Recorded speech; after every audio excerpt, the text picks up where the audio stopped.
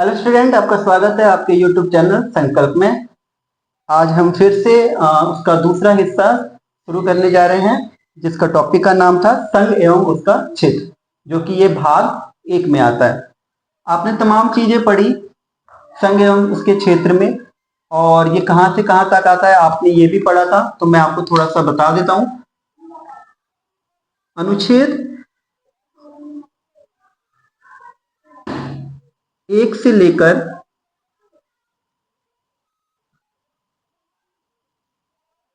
अनुच्छेद 4 तक इसमें जानकारी दी गई है।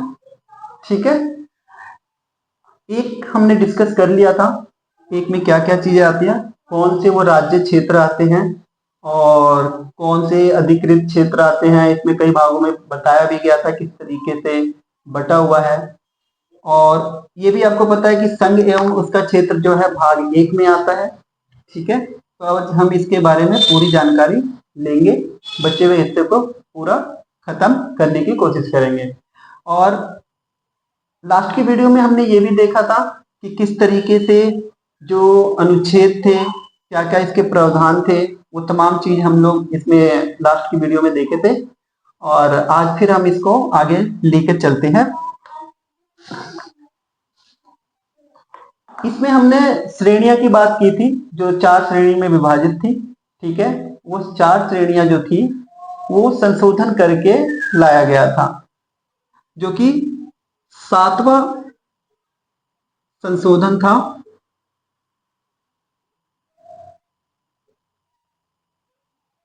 ठीक है, इसमें 4 भाग थे। भाग वे राज वे राज आते थे जो ब्रिटिश शासन के दौरान, उस समय जब ब्रिटिश शासन का ब्रिटिश शासन चल रहा था, तो उस समय राज्यपालों को भेजा गया था। तो उस समय उन राज्यों में राज्यपाल का शासन चलता था। ठीक है, तो भाग ए में आते थे। ठीक है, भाग बी में वो राज्य आते थे जो रियासतें होती थी और रियासतों का समूह था। ठीक है, भाग सी में वे राज्य आते थे ब्रिटिश राज्य के होते थे, और जो ब्रिटिश राज्य के दौरान जो पूर्व में यानी पहले पहले जो आयुक्त होते थे वो आए थे, और वो राज्य पर अपना शासन प्रशासन कर रहे थे। ठीक है, और भाग डी में लेफ्टिनेंट गवर्नर के रूप में भारत के कई प्रांतों पर राज। अब हम बात करेंगे अनुच्छेद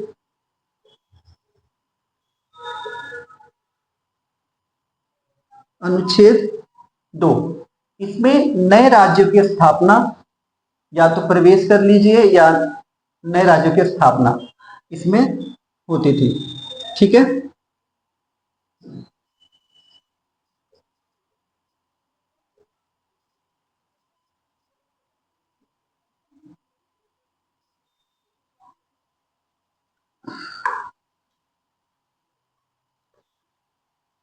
तो ये नए राज्यों की स्थापना जो होती थी, ये विधि के द्वारा होती थी।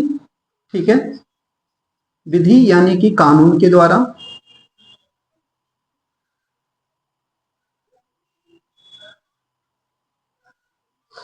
विधि यानी कानून के द्वारा। और ये भी ध्यान रखिए कि संसद को पूर्ण विवेक अधिकार, संसद जो है पूर्ण विवेक अधिकार,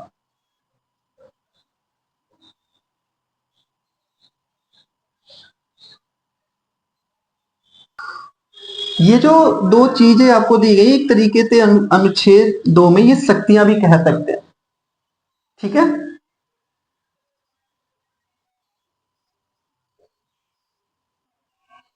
ठीक है, अब हम बात करेंगे अनुच्छेद 3 की।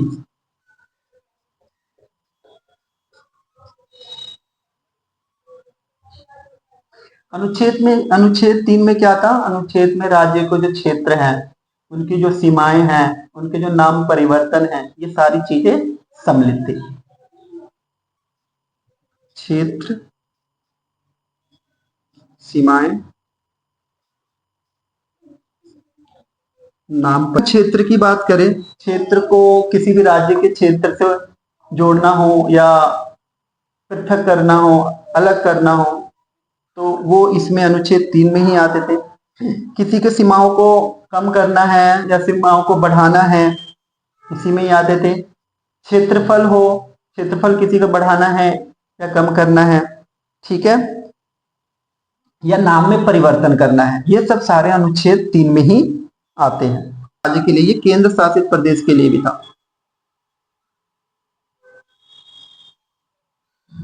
केंद्र शासित प्रदेश,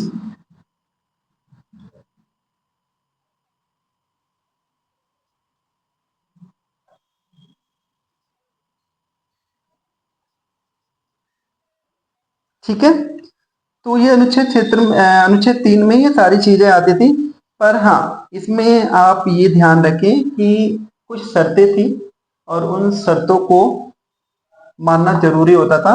सबसे पहले जो भी विधेयक होता था, यहाँ पे मैं लिख दे रहा हूँ, जो भी विधेयक बनकर आता था वो विधेयक जो है राष्ट्रपति के पास अनुमोदित किया जाता था, ठीक है।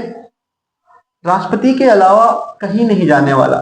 संसद के जो 2 भाग होते हैं, ठीक है, लोकसभा और राज्यसभा, उनमें किसी भी प्रकार से उस विधेयक को नहीं भेजा जा सकता।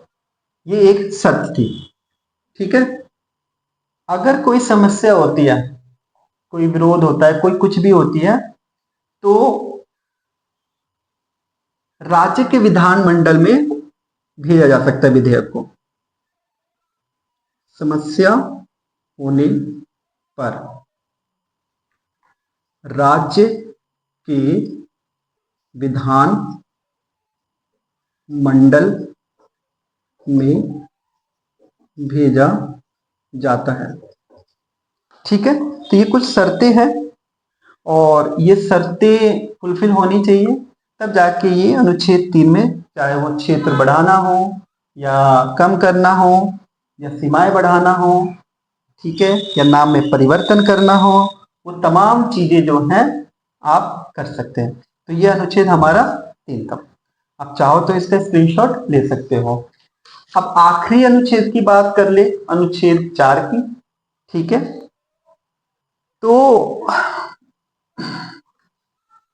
अनुच्छेद 4 में ज्यादा कुछ नहीं है, बस छोटा सा ही है। अनुच्छेद 4 ये कहता है कि जो ये 2 और 3 हुए हैं, ठीक है ना, 2 और 3 जो हुए हैं, अनुच्छेद 2 और 3 में जो भी परिवर्तन हुए हैं, 2 में जैसे कि राज्यों का प्रवेश करना, 3 में सीमाएं बढ़ाना, नाम परिवर्तन करना या नाम बदलना, ठीक है, क्षेत्र को कम करना या नहीं करना, अनुच्छेद 3 में 2 या 3 में जो भी चीजें हुआ है, ये हम ये मान के चलेंगे कि जो भी ये संशोधन हुआ है, ये मैं अनुच्छेद 4 की बात बता रहा हूँ। अनुच्छेद 4 का यही मतलब होता है कि अनुच्छेद 2 या 3 में जो भी परिवर्तन हुए हैं, ठीक है, वो अनुच्छेद 368 के तहत नहीं माना जाएगा। फिर से मैं बता दे रहा हूं, वो अनुच्छेद 368 के तहत नहीं माना जाएगा।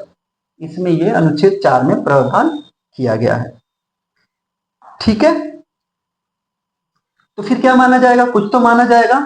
तो अनुच्छेद 4 यही कहता है कि इसमें ये साधारण बहुमत और एक विशेष प्रकार की जो प्रक्रिया होती है, विधायी प्रक्रिया द्वारा होती है, हम उसके द्वारा ही पारित किया हुआ माना जा सकता है।